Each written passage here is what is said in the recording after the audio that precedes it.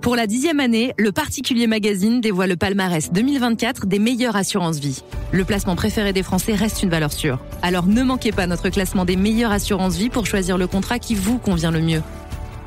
En kiosque pour seulement 5,30 € et en ligne sur boutique.leparticulier.lefigaro.fr. L'éditorial du Figaro. Le bal des hypocrites par Gaëtan de Capelle. Avant même que s'engage la bataille dont personne ne peut prédire l'issue, le budget 2025 se présente comme un ovni politique. D'ordinaire, le vote de la loi de finances constitue l'exercice le mieux huilé de la vie parlementaire. Un rituel presque plan-plan, préparé avec minutie par le gouvernement, discuté, amendé en accord avec la majorité, voire l'opposition. Après une première alerte l'an dernier, réglée à coup d'article 49.3, la belle mécanique est dissolution oblige, désormais totalement enrayée. Mais là où la situation des finances publiques exigerait calme et rationalité, les canards sans tête courent dans tout Paris. Et d'abord dans les couloirs de Bercy, où se trouve, dit-on, la crème de l'administration. Fait inédit hors temps de crise, les prévisions de recettes et de dépenses établies par ces cadres en 2024 ne valent plus un clou. On dira que le gouvernement a beau jeu de charger la barque, mais tout de même, nous allons terminer l'année bonnet d'âne de l'Europe avec un déficit public vertigineux de plus de 6% du PIB.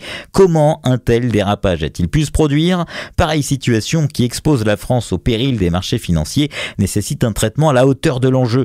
Lorsque l'on s'apprête à emprunter plus de 300 milliards d'euros dans les prochains mois, mieux vaut montrer patte blanche.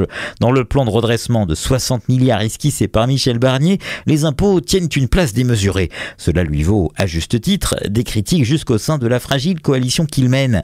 Les timides économies proposées ne sont aux yeux de ses amis jamais les bonnes. Bienvenue au bal des hypocrites. Jadis intransigeant lorsqu'il officiait à la Cour des comptes, le garde des Sceaux, bien mieux loti que les autres, réclame plus d'argent.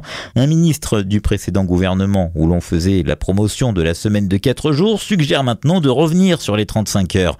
Les collectivités locales, dont les effectifs ont explosé ces dernières années, où l'absentéisme et où la durée légale du temps de travail n'est souvent pas respectée, expliquent qu'elles sont à l'os. Bon courage, monsieur Barnier. Pour la 10e année, le Particulier Magazine dévoile le palmarès 2024 des meilleures assurances-vie.